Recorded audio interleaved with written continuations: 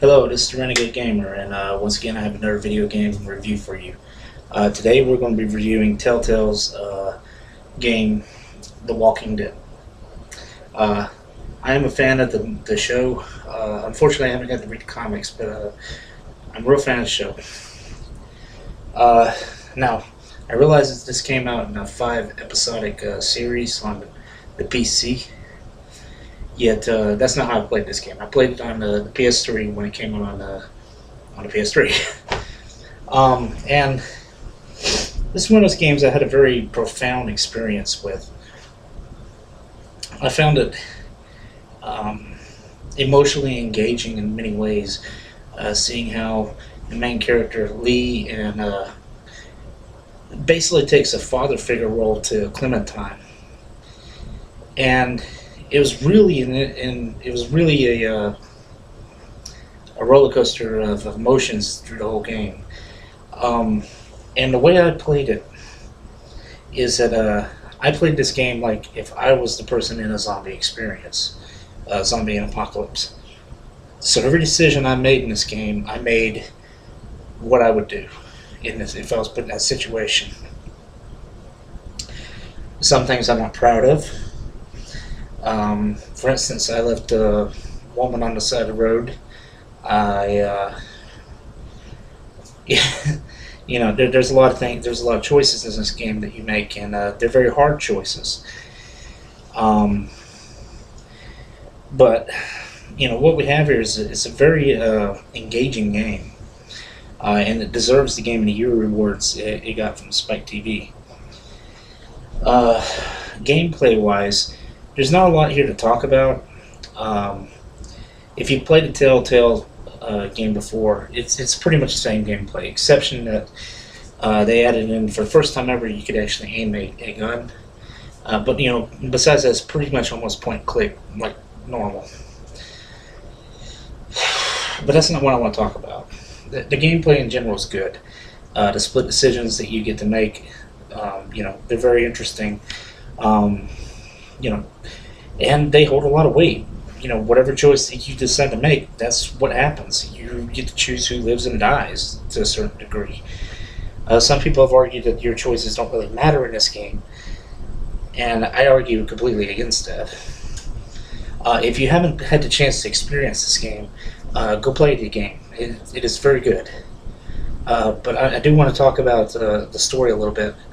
So I'm just going to go ahead and say it right here. This here from now on will be spoilers. So I'll give you a second.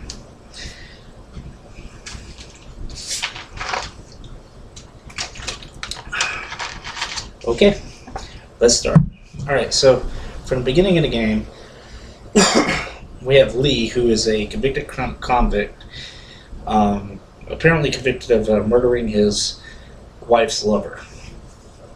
Okay, and he escapes from the car, and he finds Clementine, who his babysitter's been basically murdered. Babysitter's become a zombie, and he's forced to kill her. And it starts this dynamic right there. We learn so much through the interactions between these two characters. We learn how to survive. We learn how to we learn a lot of who Lee actually is, who Clementine is, and how she's going to have to operate through the whole game, or through her whole life. And it's very refreshing in a lot of ways, because many zombie games that you play, it's usually just, okay, let's see how many decapitated hits we can get. It doesn't really focus on the survival part of what it would be during a zombie apocalypse. And that's one of the things I really enjoy about this, is that it does focus on that. We, like I said, we have to make the choices throughout this game. You have to choose, when all you have is 4 items of food and you have to pass it out to 12 people, that's your choice. You have to figure out who gets the items. Now I gave it to the kids. Who else I gave it to 2 of the kids. The really I can't remember his name, but he's the guy that ends up with the cement block in his head. I gave it to him because I was trying to get him to one over to my side some, and then I also gave one to I forget her name, the reporter girl, and that was my choices. Everybody else had to starve, including myself. And then, of course, we go on further in the game. What was the first choices we make in the game? We choose whether the reporter girl or the big guy, which one of them's going to live. And I chose, of course, the reporter girl. I just found her more interesting, and she seemed like an easier person to save at the time. Although I did gain more and more, my lead got a lot closer to her than some others probably. Carly. I think her name's Carly. Anyway, it's a very good game in a lot of aspects. A lot of your choices matter. Now, the biggest choice in the game to me is the most impactful of the game's 5-part series is probably the final one. You have to make a lot of decisions for this. Now, the entire game is built up to this point where you have to choose where all your choices are going to interact and makes it who's all going to be the people that go with you to find Clementine. And my choices I made throughout the game, I ended up with only the young couple, I can't even remember her name, the pregnant girl and the guy. They ended up with Miley, and everybody else was like, "No, I'm not doing it. You weren't sticking behind me." But like I said, I played this game like I would be in my own, and if I was living during this horrible time.